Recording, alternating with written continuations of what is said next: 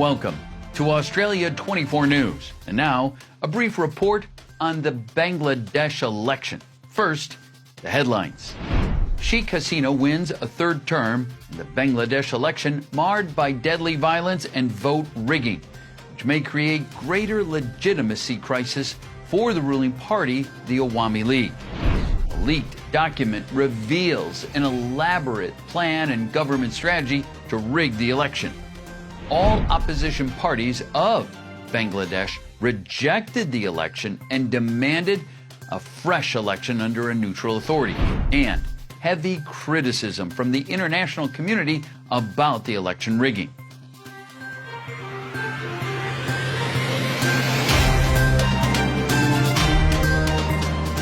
Now in details. Bangladesh's ruling party, the Awami League, won the 11th national parliamentary election held on December 30th, 2018. But the victory has severely been marred by the credible reports of widespread systematic vote rigging, which yields a result that was unprecedented and unlikely. In some places, more than 99% of the votes cast were in favor of the Awami League, whereas the candidates of the opposition received literally 0 votes, according to the final count. With more on this event is Sarah. Sarah, please.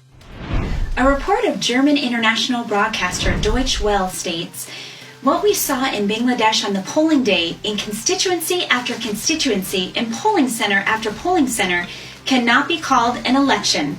It was a massive, unprecedented rigging operation designed to rob Bangladeshi voters of their franchise."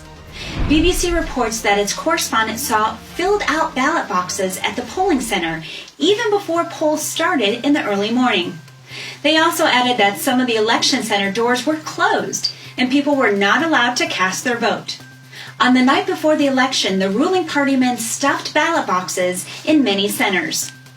British journalist David Bergman claimed to have collected a document from the Bangladesh police headquarters. That leaked document revealed an elaborate plan to rig the election nationwide. The document was titled as "How to Win the 11th Bangladesh General Election, strictly for Bangladesh Awami League." The document suggests some vital strategies, such as, instead of neutral polling, employing core Awami League polling officers, strict policing, and slow vote casting. The actual reported events on the polling day seem to substantiate the authenticity of the document. Analyzing numerous credible reports and video footages that appeared in the international and local media, as well as collected from the ground, it appears to Australia 24 News that the reported mass rigging was executed in several well-planned strategies. Reports show that through a countrywide mass arrest of opposition polling agents before the election gave the ruling party an absolute control over the polling stations for unprecedented vote rigging. Local media reported that opposition polling agents were obstructed to enter into or beaten up and kicked out of the polling centers by the ruling party men. Election Commissioner Mahbub Talukdar said he did not find any opposition party polling agents at the center. A Dhaka-based prominent media independently observed nearly 200 polling centers across the capital and said they hardly found any polling agents of the opposition parties. It was even reported that some of the voters were forced to vote for the ruling party in front of its activists.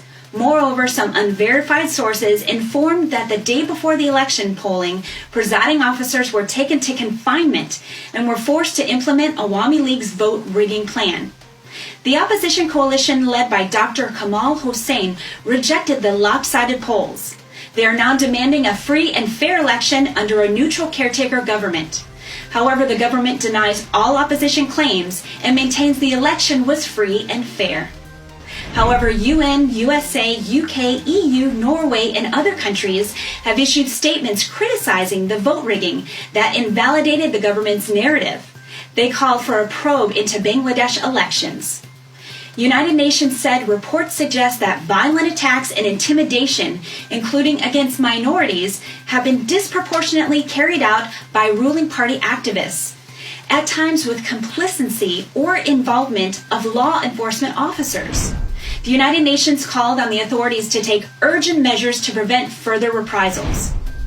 The European Union stated violence has marred the election day and significant obstacles to level the playing field remained in place throughout the process and have tainted the electoral campaign and the vote.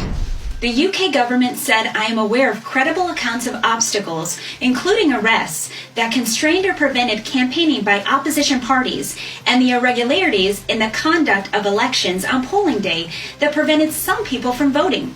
I urge a full, credible, and transparent resolution of all complaints related to the conduct of these elections." The U.S. government stated, "We know with concern credible reports of harassment, intimidation, and violence in the pre-election period that made it difficult for many opposition candidates and their supporters to meet, hold rallies, and campaign freely. We are also concerned that Election Day irregularities prevented some people from voting, which undermined faith in the electoral process." Norway said, given the significant number of claims of irregularities, it is essential that these are investigated fully and transparently by the proper authorities. However, countries like India and China are supporting the Bangladesh government's position. The saddest part of this whole scenario is the pre- and post-election nationwide violence, which caused many deaths. In the aftermath of this election, now general people are feeling insecure. A mother of 4 was raped by more than 10 Awami League activists after the election. According to local media reports, her only fault was to vote for the opposition, defying the demand of the ruling party men. Opposition leader Mirza Fakhrul visited the victim. Sydney, Bangladeshi people demonstrated a human chain demanding proper justice of those Awami League activists. In another district, a journalist, Hadith Hossein Molla, was arrested for reporting some electoral discrepancies. Although Sheikh Hasina's ruling coalition secured 288 out of 300 seats in this process, suffering serious legitimacy crisis domestically as well as internationally. The Washington Post suggests the kind of margin of victory is a result one might expect in a place like North Korea, but not in any democratic nation. The Economist says Bangladesh's prime minister wins a 4th term in ruthless fashion. The Asian Tribune says, "Can the Iron Lady Sheikh Hasina afford another fake election?" Bangladesh opposition leader Dr. Kamal Hossain says, "International communities shouldn't recognize the new government." Thank you, Sarah. It appears that most people of the country are surprised and unhappy with the outcome. The international community is now also very concerned over the appalling human rights situation and rising authoritarianism in Bangladesh. It seems that if the government doesn't comply with the opposition's demand and arrange a free and fair election under neutral caretaker government, the country can fall into a grave uncertainty leading to a newly intensified spat of opposition, violence, and bloodshed.